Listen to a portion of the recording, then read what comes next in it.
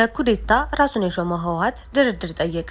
ሰላም ጤና ያስጥልን ውድ የኢትዮ ፎከስ ሚዲያ ተከታታዮች፣ የዕለቱን ዜና ይዘላችሁ ቀርበናል። ቻናላችንን ላይክ፣ ሼር፣ ሰብስክራይብ በማድረግ ቤተሰብ ይሁኑ። ወደ ዝርዝር ዜናችን እናልፋለን። እስከ ሀገር ክህደት የሚደርሱ ተደጋጋሚ ወንጀሎችን እየፈጸመ ከህግ ተጠያቂነት ይልቅ ምህረት የበዛለት ህወሓት ሰሞኑን ደግሞ በጊዜያዊ አስተዳደሩ ላይ በግልጽ መፈንቅለ መንግስት ፈጽሞ በህግ ሊጠየቅ ሲገባው ያለ ቅድመ ሁኔታ ለመደራደር ዝግጁ ነኝ ሲል መግለጫ አውጥቷል።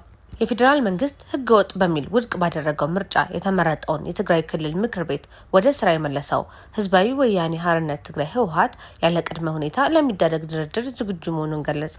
ለሰላማዊና በድርድር ለሚመጣ መፍትሄ ዝግጁ መሆኑንም አስታውቋል። ህወሓት ከፌዴራል መንግስት የቀረበውን ቀጠናውን ለማተራመስ ከሱዳን መንግስት እየተባበረ ነው የሚል ክስ መሰረት የለሽ በማለት ውድቅ አድርጓል። ህወሓት ይህንን ያለው ትናንት ረቡዕ ሚያዝያ 28 2018 ዓ.ም ለውጭ ጉዳይ ሚኒስቴር ምላሽ ለመስጠት ባወጣው መግለጫ ነው።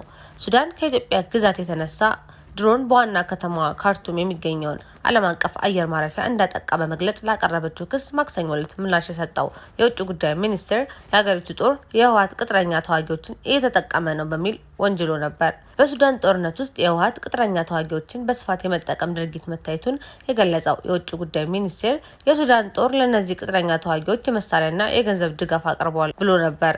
የሱዳን ጦር ባደረገው ድጋፍ እነዚህ ኃይሎች በኢትዮጵያ ምዕራባዊ ድንበር በኩል የሚያደርጉትን ወረራ አመቻችቷል ሲል ከሷል። ህወሓት ባወጣው መግለጫ ቀጠናውን ለማተራመስ ከሱዳን መንግስት ጋር እየተባበረ ነው በሚል የቀረበበትን ክስ በፍጹም እንደማይቀበል አስታውቋል። ክሶቹ መሰረት የሌላቸው፣ ኃላፊነት የጎደላቸውና በሐሰተኛ መረጃ ትኩረትን ለማስቀየር ተደጋግሞ የሚታይ አካሄድ ነጸብራቅ ናቸው ብሏል። ህወሓት ቀጠናዊ መረጋጋትን በሚያናጉ ማንኛውም እንቅስቃሴዎች ውስጥ አልተሳተፈም ወይም አልደገፈም ሲልም ራሱን ተከላክሏል። ሱዳን በትግራይ ጦርነት ወቅት ለተፈናቀሉ ሰዎች ሰብአዊ እርዳታና መጠጊያ መስጠቷን አስታውሶም ይህ ሰብአዊ ድርጊት ለተለዋዋጭ ፖለቲካዊ ትርክቶች እንዲያገለግል ለራስ ጥቅም ሲባል መጣመም የለበትም ብሏል።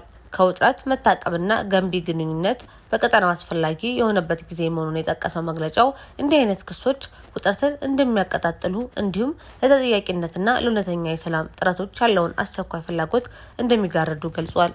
ህወሓት በመግለጫው የ2 ዓመቱን የትግራይ ጦርነት ስላስቆመው የፕሪቶሪያ የግጭት ማቆም ስምምነት አንስቷል።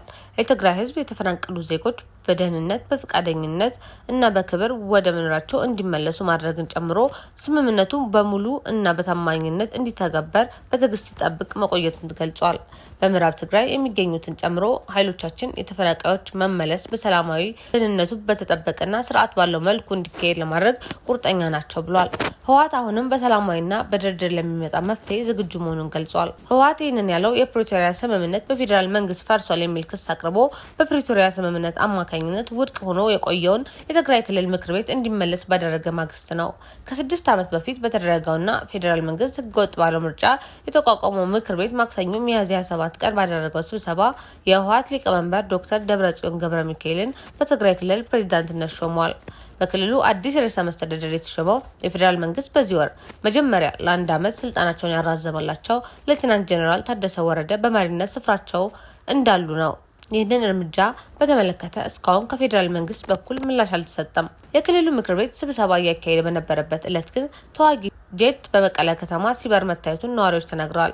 ህወሓት በትናንቱ መግለጫውም ለመሸከም ከባድ የሆኑ ተግዳሮቶች ቢቀጥሉም ለሰላማዊና በድርድር ለሚመጣ መፍትሄ ያለን ቁርጠኝነት እንደተጠበቀ ነው ብሏል። ለሰላም ለመረጋጋትና ለገንቢ ግንኙነት ያለንን የማይናወጥ ቁርጠኝነት በግልጽ በድጋሚ እናረጋግጣለን ሲልም አክለዋል።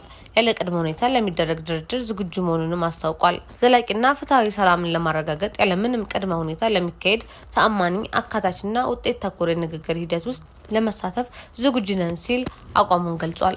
ትግራይ ክልል ከ6 ዓመት በፊት በተናጠል ባደረገው አወዛጋቢ ምርጫ የተቋቋመው ምክር ቤት በዚህ ሳምንት የክልሉ ፕሬዝዳንት አድርጎ የሾማቸው ዶክተር ደብረጽዮንን የመጀመሪያ የካቢኔ ስብሰባቸውን አርብ ሚያዝያ 30 2018 ዓ.ም ማካሄድ ጀምሯል።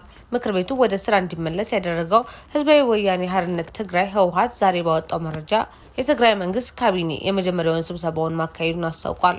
ምክር ቤቱ በማክሰኞ ዕለት ስብሰባው ዶክተር ደብረጽዮን ስራ አስፈጻሚ ምክር ቤት ላይ አስፈላጊውን ማስተካከያ በማድረግ ስራቸውን እንዲያከናውኑ ውሳኔ ማስተላለፉን አስታውቋል። በጸደቀው የውሳኔ ሀሳብ መሰረት የተሾሙት ፕሬዝዳንት ይህንን የሚያደርጉት ስራ አስፈጻሚ ምክር ቤት ላይ አስፈላጊውን ማስተካከያ በማድረግ ስራቸውን እየሰሩ እንዲቆዩ እስከ ቀጣዩ የምክር ቤቱ ጉባኤ ድረስ መሆኑንም ገልጿል።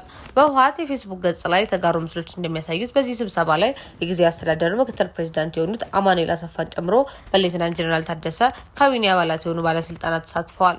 ዶክተር ደብረጽዮን በምክር ቤቱ በፕሬዝዳንትነት የተሾሙት በፕሪቶሪያ ስምምነት መሰረት የተቋቋመውን ጊዜያዊ አስተዳደር የሚመሩት ሌተናንት ጀነራል ታደሰ ወረደ በስልጣን ላይ ባሉበት ወቅት ነው።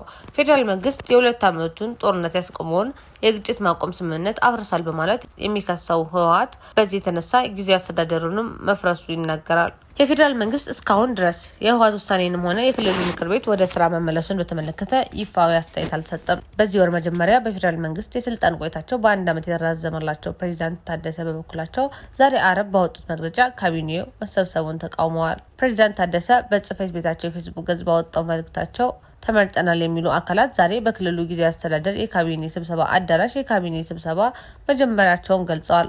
የካቢኔ ስብሰባው እየተካሄደ ያለው በጸጥታ አካላት ጥበቃ እየተደረገ መሆኑንም ጠቅሰዋል። ለእነዚህ አካላት በአመራርነት የተመረጡ ችግሩ በውይይትና በጋራ መግባባት እንዲፈታ የቀረበውን ጥሪ ወደ ጎን በመተው እንደሆነ በማንሳትም ወቅሰዋል። የካቢኔ ስብሰባ መጀመሩ የዛሬውን ቀን የቀጣይ አደገኛ መንገድ የተጀመረበት ዕለት እንደሚያደርገውን በመግለጽም አሳስበዋል። በዚህ ምክንያት ለሚከተለው መዘዝ ተጠያቂው የጊዜያዊ አስተዳደሩን ስልጣን በጉልበት እየያዘ ያለው ኃይል መሆኑን መግለጽ እፈልጋለሁ ሲሉም ጀነራል ታደሰ ወረደ አስጠንቅቀዋል። የዕለቱ ዜና ይህን ይመስል ነበር። በሰላም ዋሉ።